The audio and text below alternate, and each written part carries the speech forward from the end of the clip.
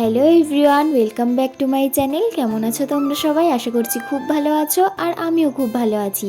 আর আজ চলে এসেছিলাম ফানি ভিডিও শ্যুট করার জন্য। তো সেখানে গিয়ে কী করলাম সেটাই তোমাদের সাথে শেয়ার করব। আর দেখো, চলেও এসেছি বাড়ির পাশে একটা বাগানে।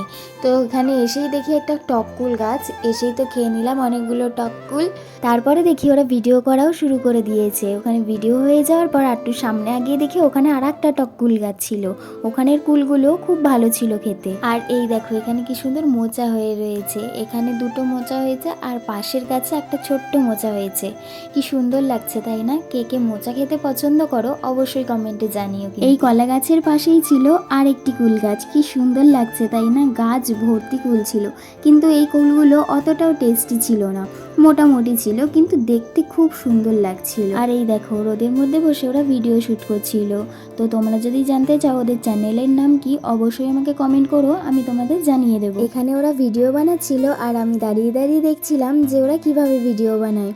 তো হয়ে গেছে ওদের ভিডিও করা। আর এখানে এত রোদ, একটুও দাঁড়িয়ে থাকা যাচ্ছিল না। তারপরে সামনে আগিয়ে গিয়ে আর একটা ভিডিও করে নিল। এবার আমরা অবশেষে বাড়িতে যাব।